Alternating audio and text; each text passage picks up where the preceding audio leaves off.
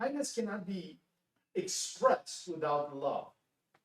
And love is one of those things that is often misunderstood. The capacity to love is actually a gift. It's actually a supernatural gift. Have you thought about that?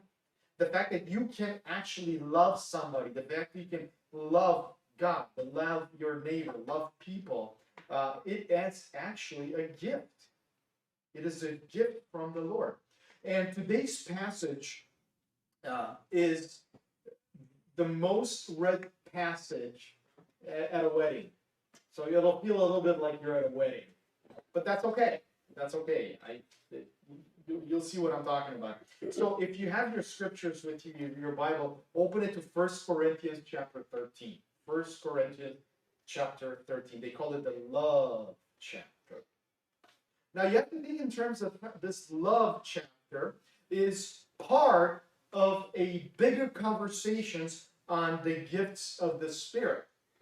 So when Paul wrote to the ancient church in Corinth about the gifts of the Spirit, he said, look, the gifts of the Spirit, God put it together in such a way to bring honor to himself and for the benefit of the body, so there should be no division among the body of believers, because all of the body parts ought to show love for one another. So it is in this context of the gifts of the Spirit, the fact that everybody has gifts, everybody is offered gifts, then this chapter comes along. And what Paul starts in verse 1 and says, yet I will show you the most excellent way. Now, clearly, nobody starts a conversation with yet, unless there was something before that. So what was before that? Well, Paul talked about all sorts of gifts. He said, look, everybody's getting a gift, and they're not all the same. In the previous chapter, verse 28, Paul wrote that God placed in the church apostle, prophets, teachers, miracle workers, the gifts of healing, helping. By the way, helping, that's what we're doing today. The gifts of helping, the gifts of guidance, and different kinds of languages or different kinds of tongues.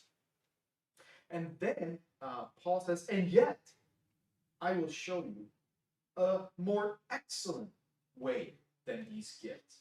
He continues on. If I speak in the tongues of men of angels, but do not have love, I'm only a resounding gong or a clanging cymbal. When he talks about the words, the speaking in these languages, he's talking about apostles, and also talking about earlier in that verse that I talked about the people speaking in different languages.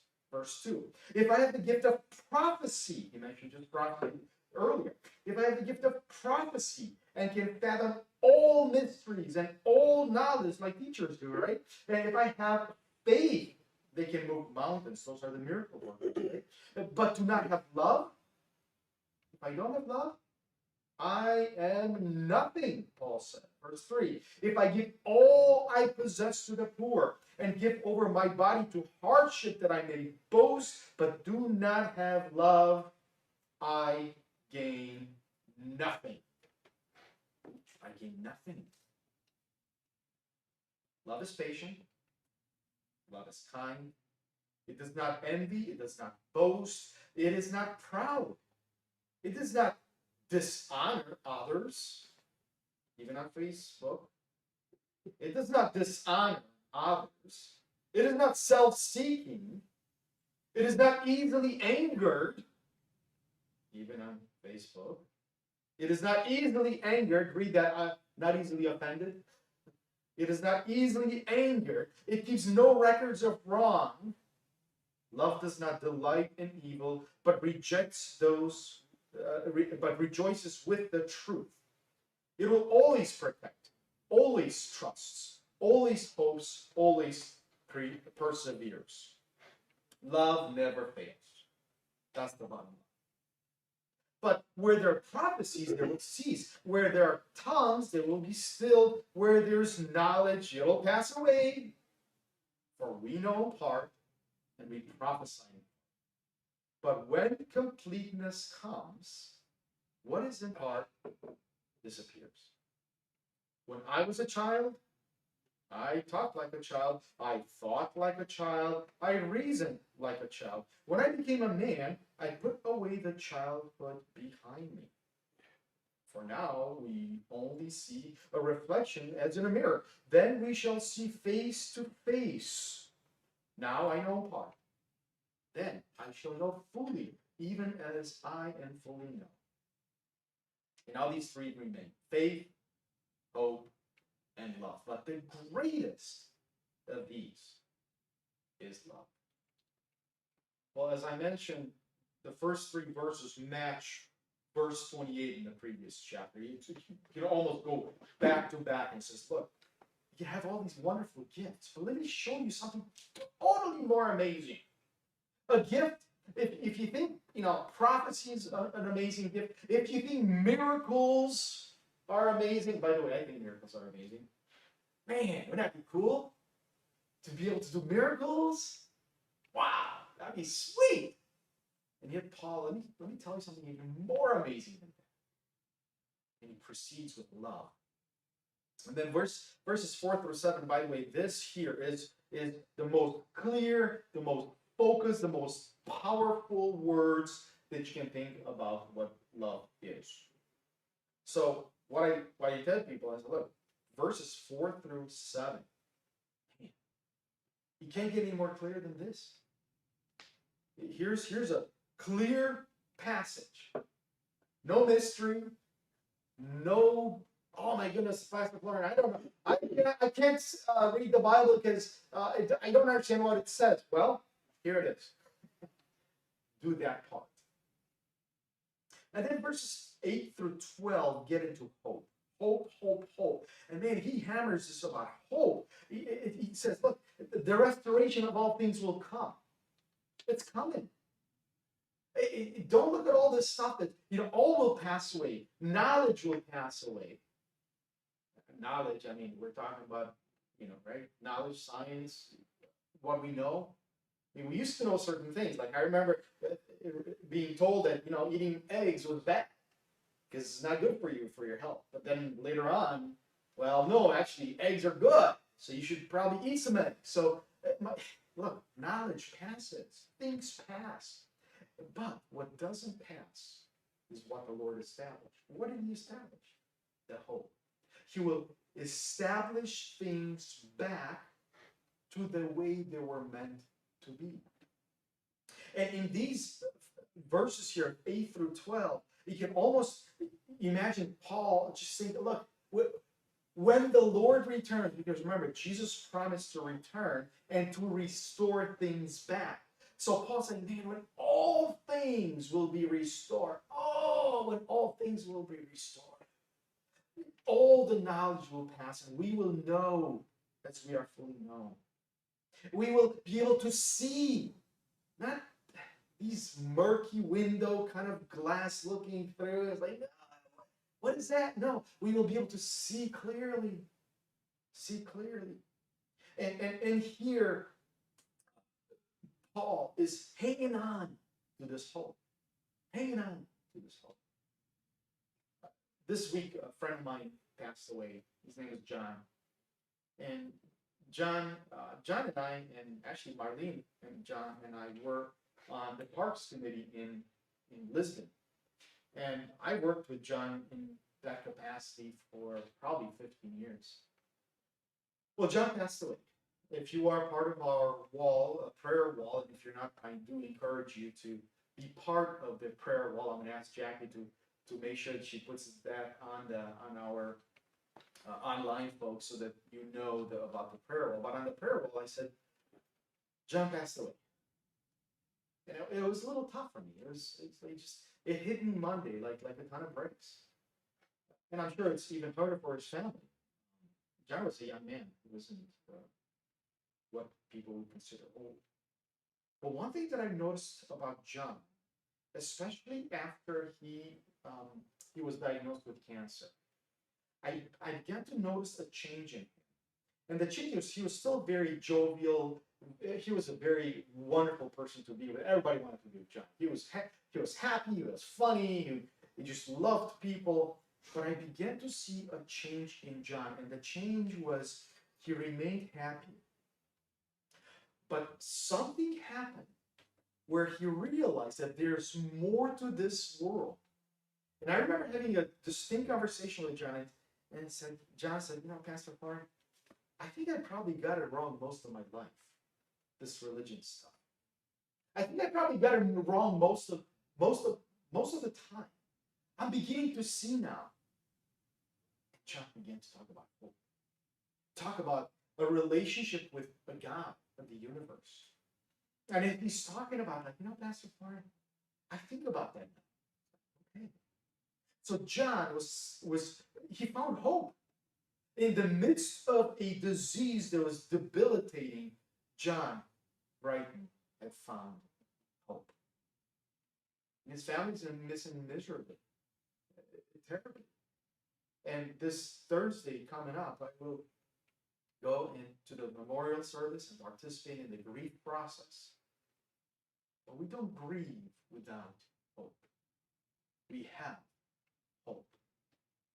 And that's what is all about in this chapter. It talks about love and hope. And then verse 13 says, and now these three remains: faith, trusting the fact that he will do what he says he will; hope, he will restore; and love.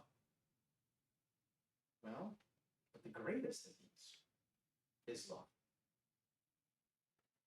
Okay, so what do we do with this passage? I mean, I'm sure that right now, probably your mind and in your heart are just thinking and processing, and maybe the Holy Spirit is putting things in your head like, you can take it for yourself. But I do want to suggest and share with you three applications that we can do today. And the first one is to practice love. To practice love. See, love is at least two kinds. The Greek word, there's many Greek words, and I won't get into that, but at least in our mindset, in our modern mindset, love is of at least two kinds. The first kind is the kind of love that says, look, you're my friend, you do good things to me, I like you, and because of that, I will love you. I will do good things back to you. Now, the moment you cross me, we're done. You see a lot of that on social media. A lot of rhetoric, like, I love everybody, I'm ready, but you cross me and we're done. The hammer drops, the whatever, So it's a transactional kind of love. You know where we find this kind of love? We actually find it in the Satanic Bible. The Satanic Bible says that's the right kind of love. It's the transactional love. The Satanic Bible it says, look, we love those who love us back. A transactional kind of love is not a godly kind of love. Dare I say, at times it can be demonic. Be careful with a transactional kind of love. With a love that says, I will love you if you are nice to me. The moment you're not nice, we're done. See, the second option is agape love, selfless love. Some of you are wearing the t-shirt in here. It's agape. Agape means selfless love. And you know what? It requires supernatural intervention. Human beings, in our own way, we cannot exercise agape love. Agape love, selfless love, requires faith in Jesus. There's really no other way. Now, you could try to do some acts of kindness every once in a while and be selfless. But to sustain them, it requires supernatural love. And that's the second application. The acts of kindness that we do. The acts of kindness without love, you know what they are? They are as lasting as the momentary clanging of a cymbal. or pots and pans, or clapping. You're doing an act of kindness, and without love, you know what? How long it lasts? It lasts as long as people go, "Oh, that was nice. That was nice. Okay, we're done." People are fickle. Popularity is fickle. So acts of kindness without love, without agape love, in the grand eternity, it's nothing. Unfortunately, sometimes our mindset and our world gives this message that, you know what? In order for God to really love you, to accept you, you've done a bunch of bad stuff in your life. Let's offset that with some good stuff. So, you've done some bad stuff, do some good stuff, and hopefully the good stuff will outbalance the bad stuff so that, you can live happily ever after in the presence of God. It's not quite like that. It's not quite like that. And there's a great image that I love to do with the youth group. I've done that a few times. And there's like, you get a cream pie. So imagine a cream pie, right? So about this big, and I said, who would like to eat this cream pie? All of a sudden, oh yeah, I want to eat the cream pie. I want that. Well, and I said, well, what if I will go to the yard, the neighbor's yard, because little doggies, and then I take a little doggy remnant that they left in the yard and put it, in the cream pie. Would you eat that? Like, gross! No, man, I would never eat that. Okay, well, I'll tell you, I'll make the cream pie bigger. The cream pie is going to be this big now, right? Would you eat that? Well, if I put the doggy remnant, oh no, man, I wouldn't eat that. Well, let's make the pie even bigger. Let's make it as big as the table. Would you eat that if I put the doggy remnant? No. And we keep on going like this, keep on going like that. I'm saying, what if I fill an entire tanker truck with whipped cream? I take the doggy remnant and put it in there. Would you eat that? No way. See, the good things, no matter how many you do, don't always offset the bad things. You actually have to have somebody that removes the impurity completely. And that's what Jesus does. Do not be fooled by this mindset that, well, as long as I do many good things, it'll offset the bad things. No, it doesn't work like that. In the cosmic economy of God, it doesn't work that way. You need the love of Christ in order to love like Christ.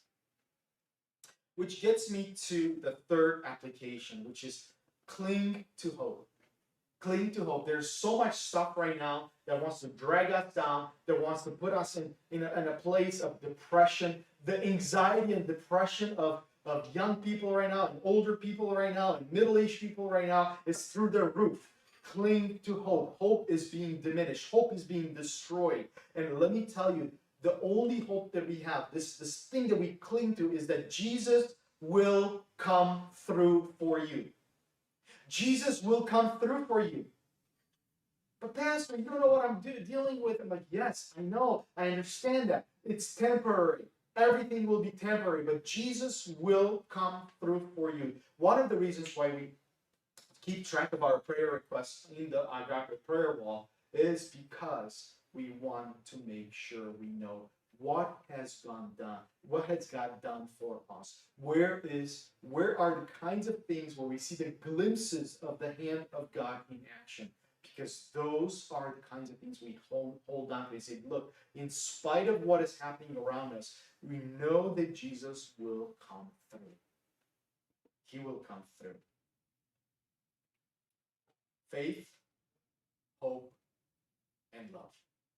And the grace of these is love. You cannot love like Jesus without Jesus. All right, so practical actions. Well, the first practical action is start a new faith with Jesus. Take your life, take who you are, and say, look, I am not able to do the kinds of things that I really want to do on my own. So Lord Jesus, take my life, and you do it for me. That's what new faith in Jesus means. So a practical action is begin that with him. Begin that journey. A second action is acts of kindness. If we do acts of kindness without love or the grumbling, I mean, yeah, I'll go do an act of kindness. Oh man, the last thing I want to do is go work in somebody else's yard because you know what? My yard has tons of leaves and tons of sticks. I got to worry about my yard first. How can I possibly go help somebody else? That's not the kinds of acts of kindness we're talking about. Acts of kindness, the way we're talking about it, requires humility. It requires humility and requires selflessness, which can't be done with a human mindset. It has to be supernatural. So one thing you can do is check your heart. Check your heart. Are we doing the acts of kindness because, man, drudgery? While you're raking leaves, do you keep on thinking, oh man, my leaves need raking? The more you spend yourself, the more you will receive. It's a mystery. I don't know why that works, but I'm telling you it does. Check your heart. Engage in acts of kindness with humility and selflessness. The third practical action is hope. We talked about hope. Now let me tell you that hope is one of those things that has to be cultivated, has to be nurtured. If you take a plant, you put it by the window, but don't give it any water, it's going to atrophy and eventually die. Hope is a little bit like that.